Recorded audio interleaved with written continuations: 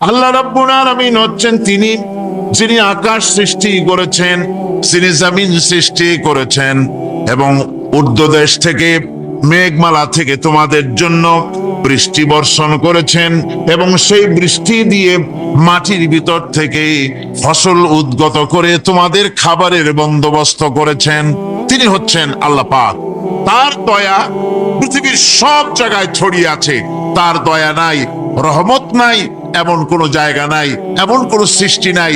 মানুষের জন্য যা কিছু প্রয়োজন তিনি তার দয়া দিয়ে, রহমত দিয়ে তিনি তার সৃষ্টি করে দিয়েছেন। আল্লাহ পাক বলছেন, ওয়াসাখখারা লাকুমুশ শামসা ওয়াল কামারা দাইবিনা ওয়াসাখখারা লাকুমুল লাইলা ওয়ান নাহার। যিনি চন্দ্র সূর্যকে সৃষ্টি করেছেন এবং এগুলিকে নিয়ন্ত্রিত করেছেন, চাঁদ সূর্যকে সৃষ্টি করে নিয়ন্ত্রিত করে দিয়েছেন, তোমাদের সমস্ত প্রয়োজন তিনি মিটিয়ে দিয়েছেন। দেখুন, চাঁদ এবং সূর্যকে আল্লাহ পাক সৃষ্টি করেছেন এবং একটা রহমত, একটা কুদরত সেই চাঁদ সূর্যের মধ্যে দান করেছেন। সূর্য যেখানে আছে, এটা যদি আল্লাহর দয়া না থাকতো, শুধু তাপ দেওয়ার জন্য সৃষ্টি করতেন আর মানুষের কল্যাণের দিকটা যদি চিন্তা না করতেন, তাহলে সমস্যা হয়ে যেত। সূর্য যেখানে আছে, বিজ্ঞানীরা বলেছেন তার থেকে যদি কিছু নিচে নেমে আসতো, তাহলে গোটা পৃথিবী জ্বলে পুড়ে ভস্ম হয়ে যেত। আর যেখানে আছে তার থেকে সূর্য যদি কিছু উপরে উঠে যেত, তাহলে গোটা পৃথিবী হিম শীতল হয়ে, পৃথিবী ফ্রিজ হয়ে যেত, মানুষ প্রাণী জগৎ মরে সব শেষ হয়ে যেত। চাঁদ যেখানে আছে, এই চাঁদ তার জায়গা থেকে কিছু উপরে যদি উঠত, তাহলে পৃথিবী মরুভূমি হয়ে যেত। আর যেখানে আছে তার থেকে কিছু নিচে যদি আসতো, তাহলে গোটা পৃথিবী পানি, সমুদ্রের পানি, নদীর পানিগুলি প্লাবিত হয়ে, ওভারফ্লো হয়ে, উচ্ছ্বসিত হয়ে গোটা পৃথিবীকে প্লাবিত করে দিত, ডুবাই দিত, সব শেষ হয়ে যেত। তাহলে আমরা দেখতে পাচ্ছি শুধু সৃষ্টি নয়, সৃষ্টিও করেছেন এবং প্রত্যেকটি সৃষ্টির পেছনে তার দয়া কাজ করেছে, তার কুদরত কাজ করেছে, যাতে করে মানুষের জন্য সুবিধা হয়, মানুষের জন্য উপকার হয়। কোরআনে কারীম হচ্ছে গোটা বিশ্বে সর্বশ্রেষ্ঠ আল্লাহ পাকের আখেরি কালাম, যে কিতাব আল্লাহ পাক অবতীর্ণ করেছেন বিশ্ব মানবতার জন্য, যে কিতাব শুধু মুসলমানদের জন্য নয়। কোরআনে কারীম হচ্ছে হাযা বায়ানুল লিন্নাস হুদাল লিন্নাস। গোটা পৃথিবীর সমস্ত মানব মণ্ডলীর জন্য আল্লাহ পাক এ কোরআন অবতীর্ণ করেছেন। সবাই বলুন সুবহানাল্লাহ। কোরআনে কারীম শুধু মুসলমানদের কিতাব নয়, কোরআনে কারীম হচ্ছে বিশ্ববাসীর হেদায়েতের কিতাব। এই কিতাবকে আল্লাহ রাব্বুল আলামিন অবতীর্ণ করেছেন বিশ্ববাসীর হেদায়েতের জন্য। তিনি বলেছেন, ফামান তাবিআ হুদায়া ফালা খাউফুন আলাইহিম ওয়ালা হুম ইয়াহজানুন। ফামান তাবিআ হুদায়া, যারা এই কোরআনে কারীমের অনুসরণ করবে, কোরআনে কারীমের কথা অনুযায়ী, কোরআনে কারীম অনুযায়ী ব্যক্তি, পরিবার, সমাজ ও রাষ্ট্র গঠন করবে, ফালা খাউফুন আলাইহিম, তাদের জন্য কোনো ভয় নাই, ওয়ালা হুম ইয়াহজানুন, ওদের জন্য কোনো চিন্তাও নাই। এই কোরআনে কারীম রাসূল করিম সাল্লাল্লাহু আলাইহি ওয়াসাল্লামের উপরে যখন অবতীর্ণ হয়, একটি নিরাপত্তাহীন, ভীতিপূর্ণ একটি সমাজ, সেই সমাজের ভিতরে রাসূল এসেছিলেন, যেখানে ডাকাতি ছিল, ছিনতাই ছিল, রাহাজানি ছিল, হত্যা ছিল, জিজ্ঞাসা ছিল, মারামারি ছিল, মানুষে মানুষে মহব্বত ছিল না, উদারতা ছিল না, প্রীতি ছিল না, প্রেম ছিল না, ভালোবাসা ছিল না, গরিব দরিদ্র মানুষের অধিকার ছিল না, অধিকার হারা বঞ্চিত মানুষের জন্যই ইসলাম এলো, কোরআন এলো, নবী এলেন, আর রাসূল করিম সাল্লাল্লাহু আলাইহি ওয়াসাল্লাম এই কোরআনে কারীমের মাধ্যমেই এমন একটি সমাজ উপহার দিলেন বিশ্ববাসীকে, যেই সমাজে চুরি ছিল না, ডাকাতি ছিল না, জেনা ব্যভিচার ছিল না, শান্তি আর শান্তি হয়ে গেল সমাজের ভেতরে। আজও আমাদের দেশে, গোটা পৃথিবীতে, আমরা আমাদের দেশে এবং গোটা পৃথিবীতে যদি শান্তি পেতে চাই, তাহলে কোরআনের বিকল্প আর কিছু আছে? জোরে বলুন, আর কিছু আছে? কোরআনে কারীমের বিকল্প আর কিছু নাই। শান্তি, স্বস্তি, স্থিতিশীলতা, স্বাধীনতার গ্যারান্টি, সার্বভৌমত্বের গ্যারান্টি, মানুষের নিরাপত্তা যদি পেতে চাই, কোরআনে কারীমের আইনের কোনো বিকল্প মনুষ্য সমাজের জন্য আর হতে পারে না। আমরা পৃথিবীতে দেখেছি সমাজতন্ত্র মানুষকে কিছু দিতে পারেনি, পুঁজিবাদ কিছু দিতে পারেনি, ধর্মনিরপেক্ষতাবাদ কিছু দিতে পারেনি, জাতীয়তাবাদ কিছু দিতে পারেনি। মানুষকে উপহার দিয়েছে শুধু দুঃখ, দারিদ্র, মারামারি আর সন্ত্রাস। আজকে বাংলাদেশের অপর নাম যদি বলা হয় সন্ত্রাস, সন্ত্রাসী দেশ অথবা সন্ত্রাসে পরিপূর্ণ একটি দেশ, তাহলে অত্যুক্তি হবে না। আজ মানুষের ব্যক্তির নিরাপত্তা নাই, পরিবারের নিরাপত্তা নাই, ছাত্র ছাত্রীরা স্কুলে যাবে নিরাপত্তা নাই, কলেজ ইউনিভার্সিটির অঙ্গনে নিরাপত্তা নাই, রাস্তায় নিরাপত্তা নাই, কোথাও নিরাপত্তা নাই মানুষের। সন্ত্রাস যেন জাতীয় জীবনের সাথে এমন ভাবে একটা বিষাক্ত সাপের মতো হানাগোনা করছে, যাকে যেখানে পাচ্ছে তাকে দংশন করছে, সবল মারছে, আর মানুষ অকাতরে তার জীবন দিচ্ছে। সর্বত্র এই সন্ত্রাসের কারণে মানুষের জীবন আজ বিপর্যস্ত হয়ে যাচ্ছে।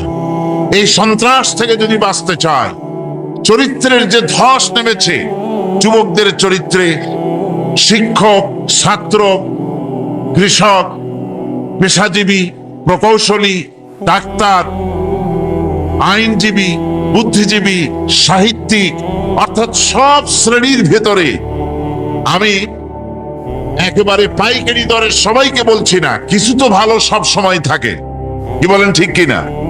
কিছু তো ভালো সব সময় থাকে, কিন্তু চরিত্রের যে ধস নেমেছে সকল শ্রেণীর ভেতরে, তা অতীতের যে কোনো সময়ের তুলনায় বর্তমান বাংলাদেশে, বর্তমান পৃথিবীতে মানুষের চরিত্র আস্তে আস্তে করে জিরোর কোটায় নেমে যাচ্ছে। এই চরিত্র যদি আমরা বাঁচাতে চাই, চারিত্রিক উন্নতি যদি চাই, সন্ত্রাস মুক্ত জমিন যদি চাই, সন্ত্রাস মুক্ত দেশ যদি চাই, সন্ত্রাস মুক্ত শিক্ষাঙ্গন যদি পেতে চাই, তাহলে কোরআনে কারীমের শাসনের কোন বিকল্প নাই, কোরআনের আইনের কোনো বিকল্প নাই, আল্লাহর আইনের বিকল্প নাই, আর সৎ লোকের শাসনের কোনো বিকল্প নাই। সেজন্য কোরআনে কারীম থেকে আমি খুব লম্বা ভূমিকা দিব না, যেহেতু রাত তো কম হয়নি আর বেশিও হয়নি। আমি আলোচনা করব কোরআনে কারীম থেকে আপনাদের সামনে। কোরআন আল্লাহ পাক মেহেরবানি করে আমাদের দিয়েছেন। কি করে দিয়েছেন? মেহেরবানি করে দিয়েছেন। দয়া করে আল্লাহ পাক আমাদের কোরআনে কারীম দান করেছেন। কোরআন না এলে পৃথিবী অন্ধকার হয়ে যেত, আল্লাহর বাণী না এলে আমরা ধ্বংস হয়ে যেতাম, পৃথিবী, এ সুন্দর পৃথিবী আমরা দেখতে পেতাম না।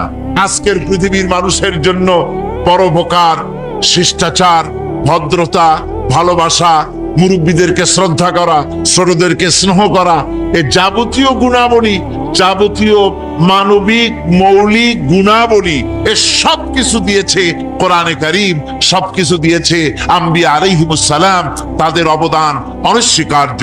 الرحمن علم القرآن خلق الإنسان علمه البيان الشمس والقمر بحسبان والنجم والشجر يسجدان والسماء رفعها ووضع الميزان ألا تطغوا في الميزان وأقيموا الوزن بالقسط ولا تخسروا الميزان والأرض وضعها للأنام فيها فاكهة والنخل ذات الأكمام والحب ذو العصف والريحان فبأي آلاء ربكما تكذبان صدق الله العظيم سورة الرحمن কোরআনে কারীম 27 পারা সূরা আর রহমান। সূরাটি সমস্ত তাফসীর কারকগণ এবং ইতিহাসবেত্তা মুহাদ্দিসিন তাদের অধিকাংশই বলেছেন সূরাটি রাসূল করিম সাল্লাল্লাহু আলাইহি ওয়াসাল্লামের মক্কি জিন্দেগিতে অবতীর্ণ হয়েছে। সূরাটির নাম হয়েছে আর রহমান। যেহেতু সূরাটি শুরু হয়েছে আল্লাহ পাকের এই নাম দিয়ে, এই পবিত্র নাম দিয়ে, সেহেতু এই নামটি দিয়েই সূরার নামকরণ করা হয়েছে। আর রহমান এ নাম দিয়ে সূরাটি শুরু করার যে কারণ রয়েছে সেগুলি হচ্ছে এই যে সূরাটি শুরু থেকে নিয়ে শেষ পর্যন্ত আল্লাহ পাকের অফুরন্ত দয়া, অসীম রহমতের কথা, করুণার কথা, দয়ার কথা আল্লাহ পাক এই সূরাটির ভিতরে বর্ণনা করেছেন। মানুষকে যত নিয়ামত তিনি দিয়েছেন সেই নিয়ামতের কথা, করুণার কথা, দয়ার কথা তিনি এখানে বলেছেন। এরপরে এই সূরাটির বিষয়বস্তু হচ্ছে যে কোরআনে কারীমের মূল যতগুলি কোরআনে কারীমের মধ্যে যত সূরা আছে তার মধ্যে সূরা আর রহমান হচ্ছে একমাত্র সূরা যে সূরাটির ভিতরে আল্লাহ পাক মানুষ এবং এই পৃথিবীর ইচ্ছা এবং চেষ্টার শক্তিশালী আরেকটি জীব জিন, যাদেরকে আল্লাহ পাক এই সূরাটির ভিতরে একই সাথে সম্বোধন করেছেন, মানুষকে আর জিনকে। কোরআনে কারীমের অন্য কোন সূরায় মানুষ আর জিনকে একসাথে সম্বোধন করা হয়নি, যা করা হয়েছে সূরা আর রহমানের ভেতরে। আর জিন হচ্ছে মানুষের পরই ইচ্ছা এবং শক্তি, চেষ্টা এবং শক্তি সম্পন্ন একটি জীব। আল্লাহ পাক তার সীমাহীন এই জিন এবং ইনসানকে এই সূরার মাধ্যমে আল্লাহ পাক তার সীমাহীন দয়া, তার করুণা ইত্যাদি এই জাতিকে, জিন এবং মানুষকে বুঝাইছেন এবং মানুষ আর জিন জাতি তাদের অসহায়ত্ব আল্লাহ পাক বুঝিয়েছেন। কিয়ামতের দিন তাদেরকে আল্লাহর দরবারে জবাবদিহি করতে হবে, এই ব্যাপারটিও আল্লাহ পাক তাদেরকে বুঝিয়েছেন। এছাড়া আরো একটি কথা এই সূরাটির ভিতরে পাওয়া যায়, সেটা হচ্ছে বোঝা যায়, সেটা হচ্ছে এই যে রাসূল করিম সাল্লাল্লাহু আলাইহি ওয়াসাল্লাম শুধুমাত্র মানুষের জন্য নবী নন, তিনি জেনেদের জন্য নবী। তাই তার মুখ থেকে কোরআন, মানুষের দাওয়াত, জেনেদের কাছে দাওয়াত আল্লাহ পাক তার মুখ থেকে বের করিয়েছেন। তিনি শুধু মানুষের নবী ছিলেন না, তিনি ছিলেন গোটা বিশ্ববাসীর নবী। এই জন্য রাসূল করিম সাল্লাল্লাহু আলাইহি ওয়াসাল্লাম হচ্ছেন বিশ্ব নবী। রাসূল কি নবী?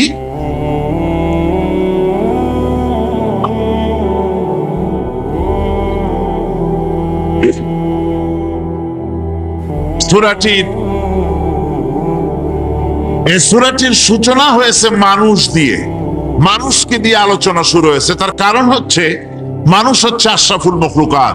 যদিও জিন এবং মানুষকে মুখাতিব করা হয়েছে, কিন্তু জেনেদের দিয়ে শুরু করা হয় নাই। তার কারণ মানুষ হচ্ছে আশরাফুল মখলুকাত।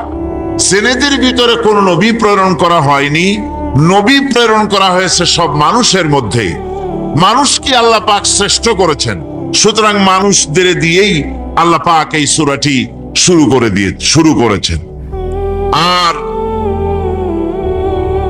কোরআনে কারীমে এখানে আল্লাহ রাব্বুল আলামিন মানুষের ব্যাপারে কোরআনে কারীমের মধ্যে হেদায়েতের কথাগুলি বলেছেন। যেহেতু হেদায়েতের মালিক হচ্ছেন আল্লাহ পাক, পথ নির্দেশ করতে পারেন, পথ দেখাতে পারেন আল্লাহ সুবহানাহু ওয়া তাআলা। মূল পথ দেখাবার মালিক হচ্ছেন তিনি।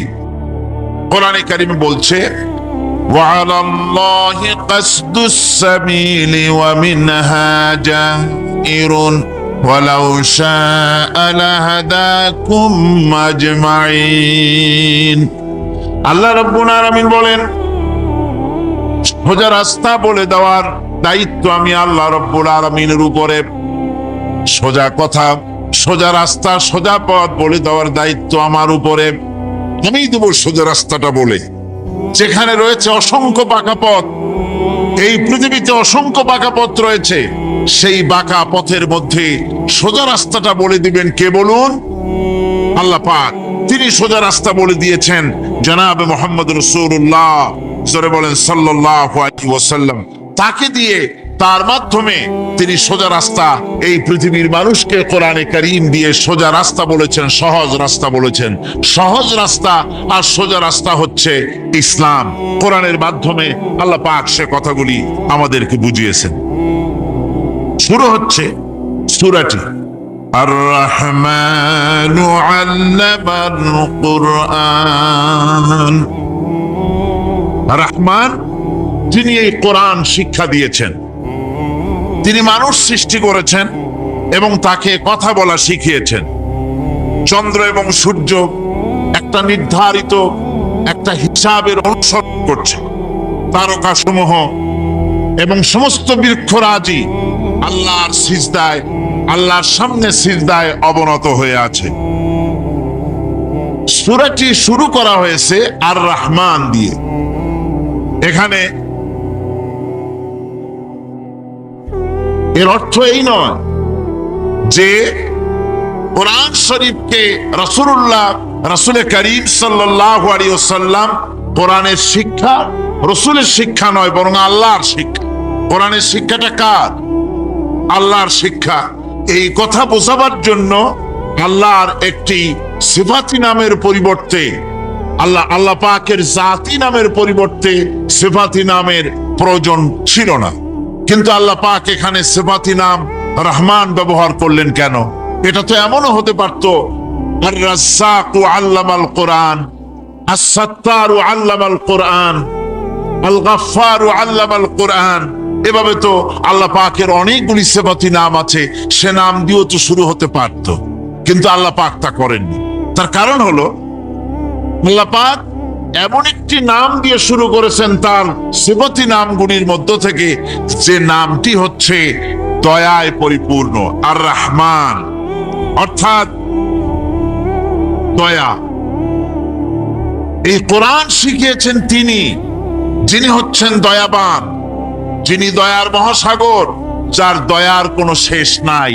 তিনি কোরআনে কারীমকে মানুষকে শিক্ষা দান করেছেন। আল্লাহ পাক এটা চাননি যে তিনি মানুষ আর জিনকে সৃষ্টি করবেন আর মানুষ আর জিনগুলি অন্ধকারে তারা আশ্রয় মরবে, অন্ধকারে তারা মারা পড়বে, তারা কোনো পথের সন্ধান পাবে না। এভাবে আল্লাহ পাক এটা বরদাস্ত করতে পারেননি। তাই তিনি কোরআন মানুষকে শিক্ষা দিয়েছেন, এমন এক কোরআন দিয়েছেন দয়া করে, যে কোরআনের উপরে নির্ভর করে ত্রুটিমুক্ত জীবন যাপনের, যে কোরআনের উপরে নির্ভর করে পরকালের কল্যাণ, যে কোরআনের উপরে নির্ভর করে এই পৃথিবীতে সুখ, শান্তি, স্থিতিশীলতা, এই পৃথিবীর স্বস্তি, এই পৃথিবীর আরাম, সব কিছু নির্ভর করে কোরআনের শিক্ষার উপরে। সেই জন্য আল্লাহ রাব্বুল আলামিন কোরআনে কারীম শিক্ষা দিয়েছেন। তাই তার আগে তিনি তার নামকে বলেছেন রহমান। এ কোরআন শিক্ষা দিয়েছেন কে? রহমান। কে শিক্ষা দিয়েছেন? সবাই বলুন, কে দিয়েছেন শিক্ষা? রহমান এ কোরআন শিক্ষা দিয়েছেন। আরবি ভাষায় রহমান বলা হয় এমন এক একটা জিনিসকে, যার ভেতরে রয়েছে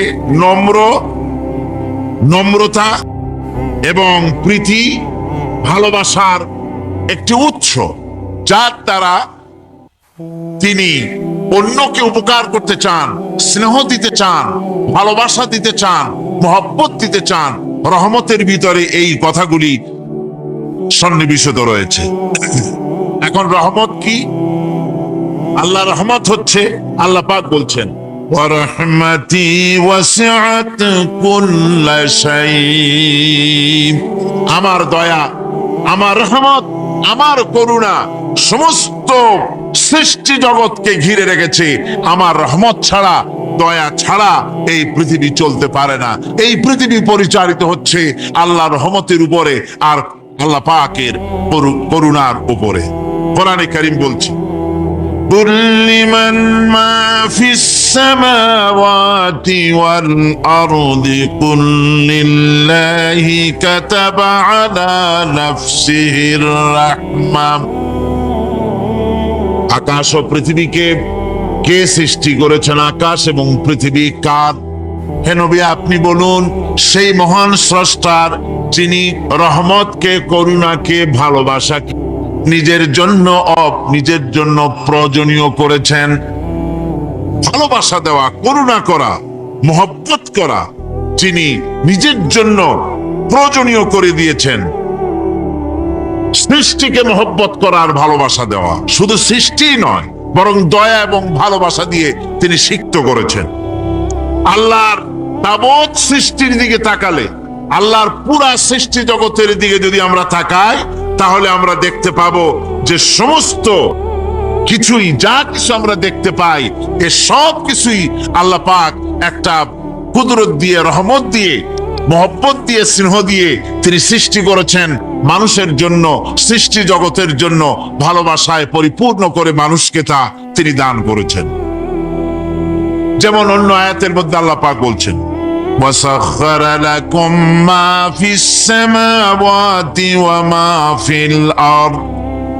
এই পৃথিবীতে যা কিছু তোমরা দেখতে পাও, এ সব কিছুকে তোমার অনুগত করে দেওয়া হয়েছে, যাতে করে তোমার সাহায্য করতে পারে, তোমার সহযোগিতা করতে পারে।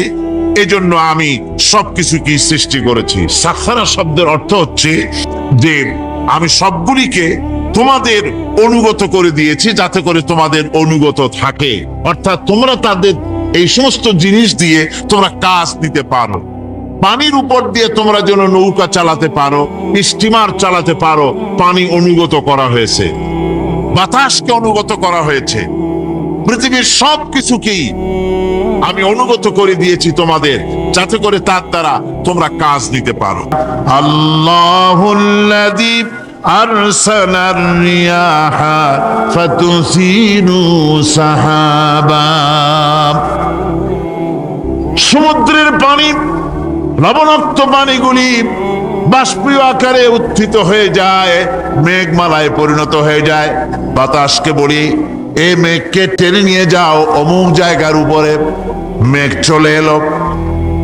আল্লাহ বলেন ফাসুকনাহু ইলা বালাদিন মাইয়িতিন ফাআহইয়ানা বিহিল আরদা বাদা মাউতিহা কাযালিকান নুশুর।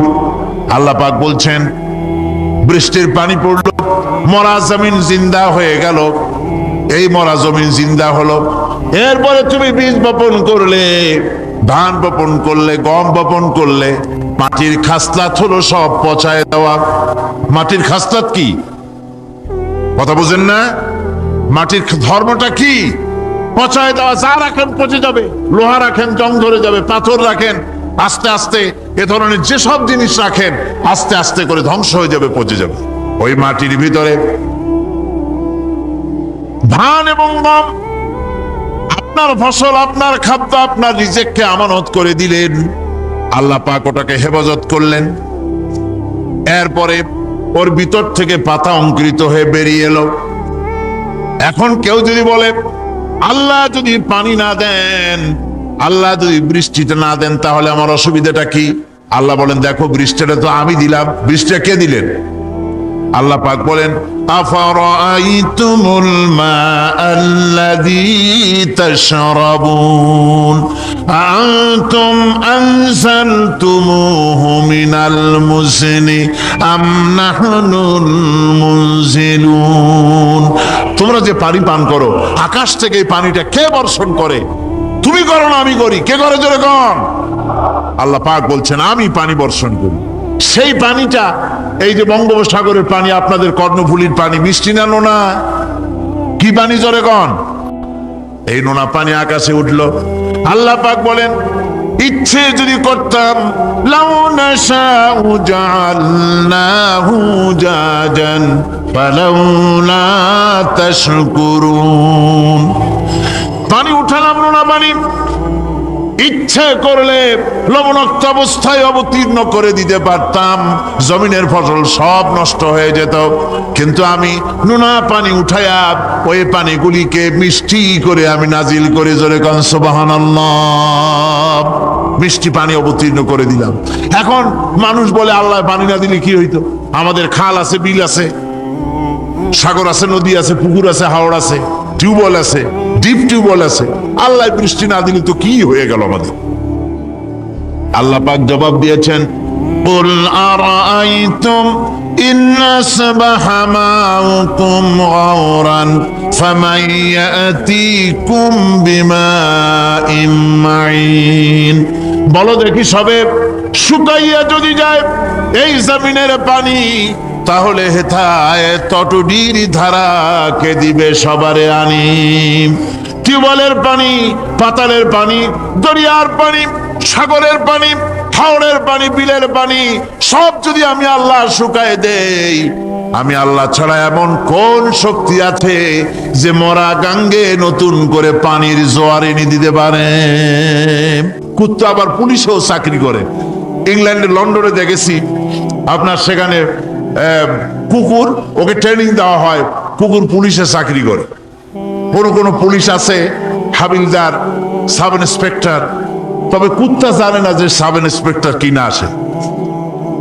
বিভিন্ন বিভাগ তাকে দেওয়া হয়েছে এবং তারা এত নির্ভরযোগ্য, শুধুমাত্র চোরের ছবি আর তার ব্যবহৃত জামা কাপড় একটুখানি নাকে শুকায় দিবে কুত্তাকে, পুলিশ আর যাওয়া লাগবে না। এই কুত্তা পুলিশই যথেষ্ট। খুঁজা চোর যদি একবার তার নজরে এসে যায় আর ছাড়াছাড়ি নাই, তাকে হাজির করবে, পুলিশের সামনে এনে হাজির করবে। তো এই কুকুর বাড়িতে পাহারা দিচ্ছে আপনার জন্য, তারপরে পুলিশের দায়িত্ব পালন করতেছে। মানুষ মরে গেলে কোথায় মরেছে সেগুলি সন্ধান করে নিয়ে আসতেছে, মাইন কোথায় পোতা আছে তা খুঁজে নিয়ে আসতেছে। কত উপকার আল্লাহ পাক করছেন। আল্লাহ পাক বলছেন, দেখো বান্দা, তোমার জন্য এই ধরনের অসংখ্য নিয়ামত আমি দান করেছি। আর এই নিয়ামতগুলি কার থেকে আসছে? ওয়ামা বিকুম মিন নি'মাতিন ফামিনাল্লাহ। যত নিয়ামত বান্দা তোমার জন্য তুমি পেয়েছো, সমস্ত নিয়ামত আমি আল্লাহ রাব্বুল আলামিনের পক্ষ থেকে এসেছে। সব নিয়ামত কে দিয়েছেন? জোরে বলেন, কে দিলেন? আল্লাহ পাক দিলেন। আল্লাহ পাক বলেন, এইভাবে করে আমি আমার নিয়ামত দিয়া, রহমত দিয়ে তোমাকে আমি সৃষ্টি করেছি, তোমাকে লালন পালন করতেছি। একটি মানুষ যতই সংকীর্ণ এবং অসভ্য জীবন যাপন করুক না কেন, সে পৃথিবীতে যেখানে বসবাস করে সেখানে বসে সে অন্তত তার চতুর্দিকে কত নিয়ামত সে লাভ করতেছে তা সে চিন্তা না করে পারে না। সে যদি চিন্তা করে তাহলে অবশ্যই এগুলি তার জ্ঞানের মধ্যে আসবে। ইয়া আইয়ুহান নাসু ইন কুনতুম ফি রাইবিম মিনাল বা'সি ফাইন্না খালাকনাকুম মিন তুরাব। হে মানব সকল, যদি সন্দেহ হয় যে আমি তোমাদের পরকাল সম্পর্কে, যদি পুনরুত্থান সম্পর্কে যদি তোমাদের সন্দেহ হয়, জানা থাকা উচিত আমি তোমাদেরকে মাটি দিয়ে সৃষ্টি করেছি, মাটির উপকরণ দিয়ে সৃষ্টি করেছি। এই মাটির সাথে মিশে যাবা, আবার উঠানো হবে। মাটিতে কবরের মধ্যে মুর্দা রাখার সময় কি বলি আমরা? মিনহা খালাকনাকুম وفيها نعيدكم পড়েন সবাই منها خلقناكم وفيها نعيدكم ومنها نخرجكم تارة أخرى মাতৃগর্ভের ভিতরে মানুষকে আল্লাহ রাব্বুল আলামিন হাত পাও চক্ষু কর্ণনাসিকা দিয়ে সুন্দর করে মায়ের পেটের ভিতরে বানায়া এই পৃথিবীতে আল্লাহ পাক পাঠায় দেন। আর আল্লাহ পাক বলেন সুম্মা নুখরিজুকুম তিফলা, বাচ্চার আকারে মায়ের পেট থেকে বের করে দিলাম। যে আল্লাহ রাব্বুল আলামিন এইভাবে করে তোমাদেরকে সৃষ্টি করেন। ذلك بأن الله هو الحق, জেনে রাখো এ সব কিছু এই জন্যই ঘটে যেহেতু আল্লাহ রাব্বুল আলামিন আল্লাহ তাআলা মহা সত্য, তিনি যা বলেন তাও সত্য, তার কথার মধ্যে কোনো রকমের বৈপরীত্য নাই। ব্যারোমিটার যন্ত্র আছে, যে যন্ত্রের মাধ্যমে আবহাওয়া মাপা হয়, বৃষ্টি হবে কি হবে না, ঝড় হবে কি হবে না, জলোচ্ছ্বাস হবে কি হবে না, এগুলি ব্যারোমিটার যন্ত্র দিয়া, আবহাওয়া মাপা যন্ত্র দিয়ে তারা মাপে। কিন্তু আপনারা কি কখনো শুনেছেন যে রেডিও টেলিভিশনে বলা হয়েছে সন্দ্বীপ, কুতুবদিয়া, হাতিয়া, সেন্ট মার্টিন এবং বাঁশখালী, আর কি কোন দু একটার নাম, কক্সবাজার, পতেঙ্গা ইত্যাদির উপর দিয়ে 280 মাইল স্পিডে ঝোড়ো হাওয়া প্রবাহিত হবে, আগামীকাল 30 ফিট উঁচু হয়ে জলোচ্ছ্বাস হবে, এরকম কথা বলে কেউ? কি বলে? হইতে পারে, হইতে পারে, বজ্র সহ বৃষ্টিপাত হতে পারে। এবার কোরআন শরীফ দেখুন তো, কোরআন শরীফে কোথাও আছে পরকাল হইলেও হইতে পারে, কবর আযাব এটাও হয়তো হইতে পারে, জান্নাত আর জাহান্নাম থাকতেও পারে, এরকম কথা আছে? সব কথা ডাইরেক্ট, কোন কথার ভিতরে কোন রকমের বৈপরীত্য নাই। আল্লাহ রাব্বুল আলামিন বলেছেন ইদাস সামাউ ফাতারাত, আকাশসমূহ যখন বিদীর্ণ হয়ে যাবে, ওয়া ইদাল কাওয়াকিবু তাসারাত, আর যখন তারকাসমূহ বিক্ষিপ্ত হয়ে পড়বে, ওয়া ইদাল কুবুরু বুসিরাত, আর যখন কবরের ভিতরে যা কিছু আছে সব উদ্গীরণ করে দেওয়া হবে। সমস্ত কথাগুলি ডাইরেক্ট। যালিকা বিআন্নাল্লাহা হুয়াল হক, যেহেতু আল্লাহ মহা সত্য। ওয়া মান আসতাকু মিনাল্লাহি কিলা, আর আল্লাহর চাইতে সত্যবাদী আর কে আছে? বলেন আছে কেউ? সে আল্লাহ রাব্বুল আলামিন বলেন এত কিছু কাজ, এত সুন্দর ব্যবস্থাপনা করে যিনি করেন, ওয়া আন্নাহু ইউহিল মাউতা ওয়া আন্নাহু আলা কুল্লি শাইইন কাদির, সে আল্লাহ রাব্বুল আলামিন তোমাদেরকে তোমাদের মৃত্যুর পরে আবার জিন্দা করবেন, এতে সন্দেহ করার কোনো কারণ নাই। وأن الساعة آتية لا ريب فيها وأن الله يبعث من في القبور, আল্লাহ পাক বলছেন অবশ্যই কিয়ামত আসবে, তাকে কেউ বিন্দুমাত্র এতে কোনো সন্দেহ নাই।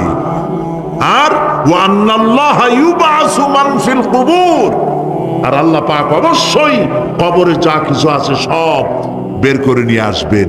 কান্নাহুম জারাদুম মুনতাশির, যেমন আপনারা দেখছেন কিনা এই যে যখন বন্যা বলে, পানি টানি যখন ওঠে, বন্যা নাকি বলে, তুফান, বন্যা ইত্যাদি যখন হওয়ার সম্ভাবনা হয়, তখন মাটি থেকে, গ্রাম্য পরিবেশে দেখা যায় মাটি থেকে পোকামাকড় গুলি এভাবে উঠতে থাকে। দেখছেন না? আপনারা দেখছেন কিনা? পাখাওয়ালা পিঁপড়াগুলি এইভাবে সব উঠতে থাকে। কান্নাহুম জারাদুম মুনতাশির, এইভাবে করে পোকামাকড় পতঙ্গগুলি যেভাবে মাটি থেকে উদ্গত হতে থাকে, সমস্ত খবরগুলি থেকে মানুষগুলি ভাবে উদ্গত হয়ে যাবে। তবে হ্যাঁ, আপনার একটা প্রশ্ন করতে পারেন যে কবর দিয়ে সব উঠবে, কিন্তু যে মানুষের বাগে খাইছে তার কি হবে? যে মানুষ আগুনে পড়ে গেছে তার কি হবে? যে নদীর মধ্যে ডুবে গেছে তার কি হবে? যে কুমিরের পেটে চলে গেছে তার কি হবে? এরকম একটা প্রশ্ন আপনারা করতে পারেন। কবর কাকে বলে সেটা আমাদের জানতে হবে।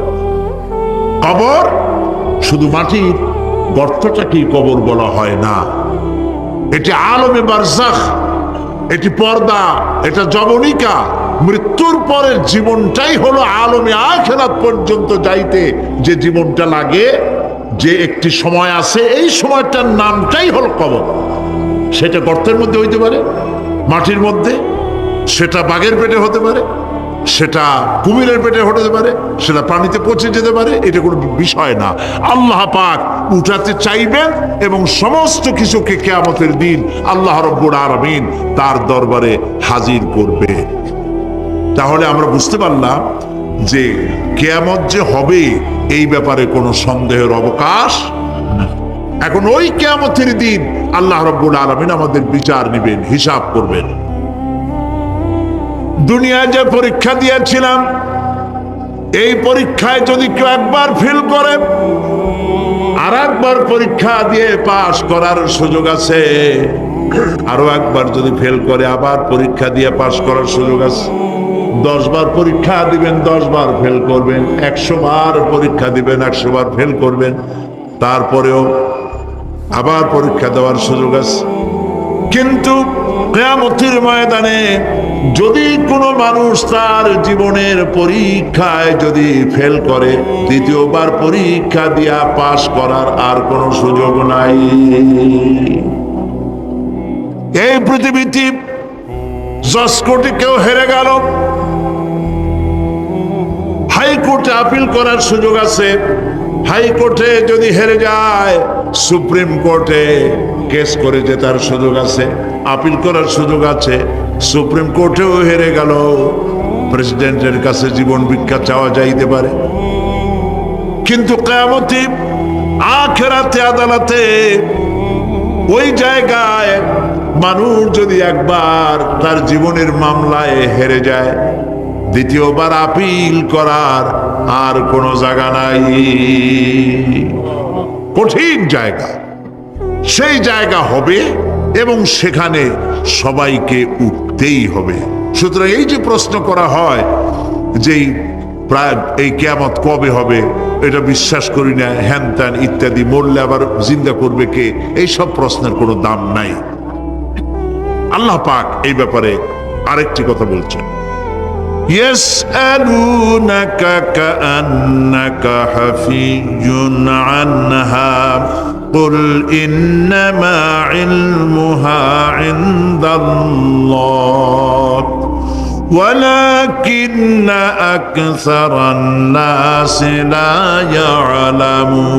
يعلمون। হে নবী, এরা আপনার কাছে এই প্রশ্নটা করে এইভাবে যে কিয়ামত কবে আসবে, মনে হয় যেন আপনি এটা জানেন।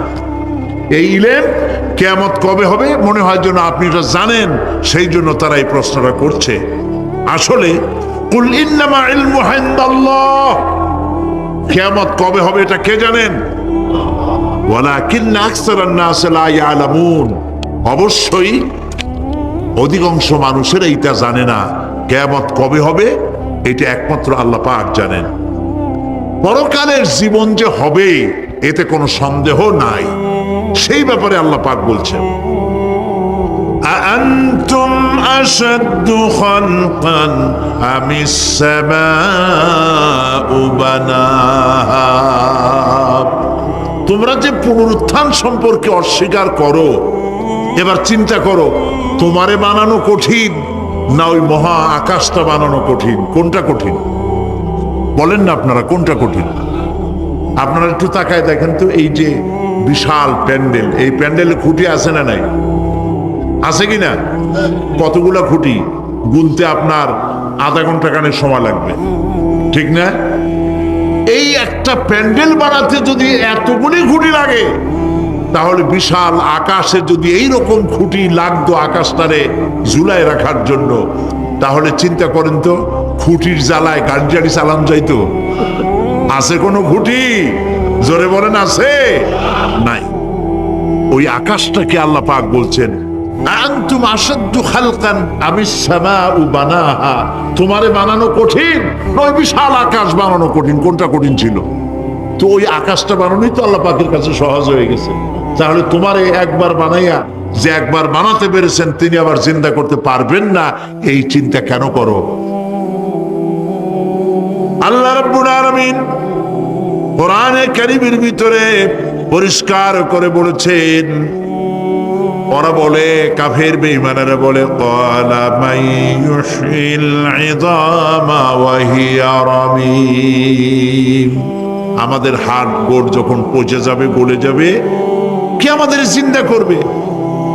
জবাবে আল্লাহ পাক বলেন, হে নবী আপনি বলুন, কুল ইউহয়িয়াল্লাযী আনশাহা আউওয়ালা মাররা, আপনি বলে দিন যে আল্লাহ রাব্বুল আলামিন একবার তোমাকে সৃষ্টি করেছেন, প্রথমবার যিনি সৃষ্টি করেছেন দ্বিতীয়বার মৃত্যুর পরে আবার তিনি জিন্দা করবেন। কেন বিশ্বাস করো না? সুতরাং এই যে আল্লাহ পাক মানুষকে মৃত্যু জীবন দিয়েছেন, এই জীবনের পরে মৃত্যু, মৃত্যুর পরে আবার আমাদের সকলকে উঠতে হবে এবং আল্লাহ পাকের দরবারে আমাদেরকে উপস্থিত হতে হবে। এই কথাগুলি যারা অস্বীকার করে, পরকাল যারা মানে না, তাদের সম্পর্কে আল্লাহ পাক বলছেন, والذين كذبوا بآياتنا ولقاء الآخرة حبطت أعمالهم, আল্লাহ পাক বলেন যারা পরকালকে অস্বীকার করেছে, আখিরাত যারা মানে না, তাদের জিন্দেগীর সকল আমলগুলিকে আল্লাহ পাক বরবাদ করে দিবেন। পরকালের বিশ্বাসের উপরে ভিত্তি করেই মানুষের চরিত্র ভালো হইতে বলেন পারে। একটা দৃষ্টান্ত দেই, একটা দৃষ্টান্ত। এই যে যারা চুরি করে, ডাকাতি করে, সন্ত্রাস করে মানুষ মারে, এখন তো আল্লাহর রহমতে সন্ত্রাস বন্ধ হয়েছে, হয় নাই? হয়েছে কিনা? সন্ত্রাস বন্ধ হয়েছে, আলহামদুলিল্লাহ বলেন। এই সন্ত্রাসগুলি করে কি জন্যে? এদের ধারণা নাই যে আল্লাহ পাক আমাদেরকে উঠাইতে পারবে, আমাদের মৃত্যু হবে, পরকালের চিন্তা নাই বলেই তারা এই কাজটা করে। চাঁদাবাজি, মাস্তানি, কে আপনাকে ঠেকাবে? পুলিশের ভয় আপনি ঘুষ নেবেন না, পুলিশে দেখে ফেলবে। অথবা কোন পুলিশ মনে করলো যে আমার ঊর্ধ্বতন অফিসার তো দেখেন আমি ঘুষ নেই। এরা যাতে অন্যায় না করে, অফিসাররা, গভর্নমেন্টের লোকেরা অন্যায় না করে, জনগণ অন্যায় না করে, সেই জন্য এন্টি করাপশন ডিপার্টমেন্ট রাখা হয়েছে, দুর্নীতি দমন বিভাগ। দুর্নীতি যাতে না করে সেই জন্য দুর্নীতি দমন বিভাগ। দুর্নীতি দমন বিভাগ যেন দুর্নীতি না করে সেজন্য এন্টি করাপশন। এখন দুর্নীতি যাতে না হয়, ওই দমন বিভাগের দুর্নীতি বন্ধ করার জন্য যারাই বানানো হলো, তারাও যাতে আবার দুর্নীতি না করে সেই জন্য এন্টি করাপশন। কত এন্টি বানাবেন? কোন ঠিকাইতে পারবেন না, ঠেকাতে পারবেন না। পুলিশ দিয়া, বিডিআর দিয়া, আর্মি দিয়া পিটাইয়া, ঠেঙ্গাইয়া, মাইরের স্রোতে লুলা বানাইয়াও মানুষের চরিত্র ভালো বানাইতে পারবেন না। মানুষের চরিত্র কেমনে ভালো বানানো হবে? 5 কোটি টাকা বলে যে হুজুর অমুক অফিসার খুব ভালো, টাকা পয়সা খায় না। আরে ভাই, কত খায় না তাই করো, কদ্দুর হইলে খায়, এরকম লোকও আছে। তবে হ্যাঁ, আল্লাহর মেহেরবানি ভালো অফিসারও আছে, আলহামদুলিল্লাহ বলে। আমাদের দেশে ভালো অফিসার, জোরে কন আলহামদুলিল্লাহ বলে। সেই জন্য রাতের আধারে কোটি কোটি টাকার অফার আসছে, কেউ দেখে না। এইখান থেকে, এই টাকার খাওয়া থেকে, অথবা জেনা করা থেকে, অথবা মদ পান করা থেকে গোল্ডেন অপরচুনিটি, সুযোগ আসছে। জেনা করা যায়, মদ খাওয়া যায়, টাকা নেওয়া যায়, অবৈধ টাকা। এই অপরাধ থেকে বাঁচাতে পারে একমাত্র পরকালের জবাবদিহিতা, আখিরাতের ভয়। আল্লাহর কাছে আমাকে জবাবদিহি করতে হবে, এই ভয় ছাড়া আর কোনো কিছুই মানুষের এই বিপদ থেকে মানুষের চরিত্র ভালো বানাইতে পারে না। মানুষের চরিত্র ভালো বানাবার জন্য এটাই হচ্ছে একমাত্র পথ। কোরআন শরীফের আমরা সেই কিতাবের আলোচনা করছি যে কিতাব সম্পর্কে আল্লাহ পাক বলছেন, قل بفضل الله وبرحمته فبذلك فليفرحوا هو خير مما يجمعون। আল্লাহ পাক বলছেন, قل بفضل الله وبرحمته, হে রাসূল আপনি বলুন মুসলমানদের জন্য আল্লাহ পাকের একটি করুণা, বিশ্ববাসীর জন্য আল্লাহ পাকের পক্ষ থেকে একটি দয়া। সেই দয়াটি হচ্ছে যে কোরআনের মতো একখানা কিতাব আল্লাহ পাক তোমাদেরকে দান করেছেন। সুবহানাল্লাহ। আবিযালিকা ফালিয়াফরাহু, কোরআনের মতো একখানা কিতাব পেয়েছো এই জন্য আনন্দ করো, ফুর্তি করো, আনন্দ করো, কোরআনের মতো কিতাব পেয়েছি। সুবহানাল্লাহ। কোরআন শরীফের আমরা সেই কিতাবের আলোচনা করছি যে কিতাব সম্পর্কে আল্লাহ পাক বলছেন, قل بفضل الله وبرحمته فبذلك فليفرحوا هو خير مما يجمعون।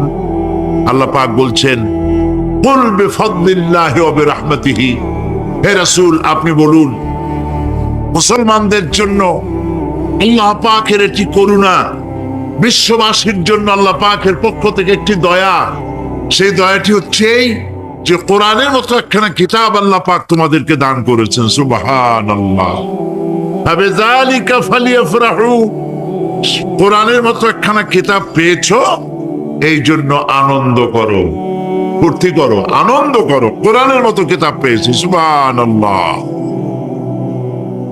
হুয়া খায়রুম মিম্মা ইয়াজমাউন, আর এ হচ্ছে সারা পৃথিবীর সমস্ত মানুষ যা কিছু অ্যাচিভ করেছে, সারা পৃথিবীর মানুষ যা কিছু অর্জন করেছে, কোরআন তার থেকে উত্তম। বোঝেন নাই কথা? বুঝলে সুবহানাল্লাহ বলতে পারতেন না, এখন বললে আর ওই সুবিধা হবে না। বুঝে বললে যে মহব্বতটা হয় ওইটা হয় না আর কি। আল্লাহ কি বলছেন শোনেন, আল্লাহ পাক বলছেন হুয়া খায়রুম মিম্মা ইয়াজমাউন, পৃথিবীর সমস্ত মানুষ যা অর্জন করেছে। মানুষেরা কি অর্জন করেছে? মানুষেরা অর্জন করেছে সোনার খনি, লোহার খনি, কয়লার খনি, রূপার খনি, হীরার খনি, ইন্ডাস্ট্রি, এমপি, মন্ত্রী, প্রেসিডেন্ট, জায়গা জমি, বাড়ি গাড়ি। পৃথিবীর সমস্ত মানুষ জাগতিক যা কিছু অর্জন করেছে, পৃথিবীর সমস্ত মানুষ, কোরআন তার থেকে উত্তম। সেই কিতাব আমাদের কাছে এসেছে। এই পৃথিবীতে মানুষগুলো ছিল অসভ্য, ছিল চোর, ডাকাত, জেনাকার, বদমাশ, ছিল সন্ত্রাসী, ছিল নানা ধরনের অপরাধে লিপ্ত। আল্লাহ পাক এই মানব মণ্ডলীকে, বিশ্বের মানব গোষ্ঠীকে সৃষ্টি করেছিলেন তার জান্নাতে ফিরায় নেওয়ার জন্য, জাহান্নামে দেওয়ার জন্য নয়। এই মানব গোষ্ঠীকে আল্লাহ পাক পয়গম্বর পাঠালেন, আর পয়গম্বরদের কাছে আসমানের কিতাব দিলেন। কিতাব দিয়ে আর নবীদের মতো শ্রেষ্ঠ চরিত্রের, শ্রেষ্ঠ মানের লোকদের দিয়ে মানুষদেরকে হেদায়েতের কথা শোনালেন। নবী করিম সাল্লাল্লাহু আলাইহি ওয়াসাল্লাম আজ থেকে ১৫০০ বছর আগে তিনি মানুষের সামনে এটি পেশ করলেন যে এই পৃথিবীর শেষ কথা নয়, আর একটা জায়গা আছে যেই জায়গায় এই পৃথিবীর সব কাজের হিসাব দিতে হবে। সেই জায়গাটায় আমাদের সকলকে উঠতে হবে। নবী করিম সাল্লাল্লাহু আলাইহি ওয়াসাল্লাম মানুষকে পরকালের জ্ঞান দিয়েছিলেন, মানুষকে আখিরাতের জবাবদিহিতার কথা বলেছিলেন। জবাবদিহিতা শুধু গভর্নমেন্টের কাছে না, শুধু ঊর্ধ্বতন কর্মকর্তার কাছে না, ট্রান্সপারেন্সি, স্বচ্ছতা, জবাবদিহিতা শুধু ঊর্ধ্বতন কর্মচারী বা কর্মকর্তার কাছে নয়, সব থেকে বড় জবাবদিহিতা হবে কার কাছে? জোরে বলেন, কার কাছে? সে আল্লাহ পাকের কাছে জবাবদিহি করতে হবে প্রত্যেকটি কাজের, প্রত্যেকটি কথার। এই কথাগুলি কোরআনে কারিমে আল্লাহ পাক বিধৃত করেছেন। পরকালের উপরে আল্লাহ যত কথা বলেছেন, পরকালের উপরে ভিত্তি করে, আখিরাতের উপরে ভিত্তি করে আল্লাহ রাব্বুল আলামিন যত কথা বলেছেন, মওতের কথা, কবরের কথা, হাসরের কথা, সিরাতের কথা, মিজানের কথা, জাহান্নামের কথা, জান্নাতের কথা, বিচারের কথা, পরকাল কেন্দ্রিক যত কথা আল্লাহ পাক কোরআন শরীফে বলেছেন, সব কথাগুলি যদি এক জায়গায় করা যায়, গোটা কোরআন শরীফের 10 পারার সমান হয়ে যাবে। সম্ভবত কোরআনে কারিমের এমন কোন রুকু, এমন কোন পাতা নাই যেখানে আকারে, ইঙ্গিতে পরকালের জবাবদিহিতা সম্পর্কে একেবারে কিছু বলা হয়নি। এই পরকাল কেন্দ্রিক কথাগুলির কারণেই সেই জামানার চোর, ডাকাত, ছিনতাইকারী, ধর্ষণকারী সব হেদায়েত হয়ে গিয়েছিল, আর মানুষগুলি পৃথিবীর সর্বশ্রেষ্ঠ সম্মানিত জাতিতে পরিণত হয়ে গেছিল। ঠিক কিনা বলেন? সত্য কিনা বলেন? আল্লাহর নবী বলেন, ইন্নাল্লাযী লাইসা ফি জাওফিহি শাইউম মিনাল কুরআনি কাল বাইতিল খারিব। যেই স্মৃতির ভিতরে, যেই দেহের ভিতরে কোরআন নাই, ওই দেহটা একটা বিরান বাড়ির মতো, একটা পোড়ো বাড়ির মতো। যেই বাড়িতে মানুষ থাকে না, এটাকে বিরান বাড়ি বলে। তো যেখানে মানুষ থাকে না, এটা একটা বাড়ি কিন্তু মানুষ নাই, এই বাড়িতে কি থাকে বলেন তো? বলেন। এই কথার জবাবে প্রায় লোকেরা বলে যে ভূত থাকে। আপনারা এই বিষয়ে একেবারে নিশ্চিন্ত হন, পৃথিবীতে ভূত আর পেতনি বলে কিছু নেই। থামো খাই আপনারা ভয় পান, ভূত পেতনি নেই। যে ঘরে মানুষ নাই সেখানে চামচিকা থাকে, সেখানে বিচ্ছু থাকে, সাপ থাকে, সেখানে এই ধরনের সরীসৃপ এগুলি থাকে। এখন যেখানে, যেই দেহের মধ্যে কোরআন নাই, সেই দেহটা বিরান বাড়ির মতো।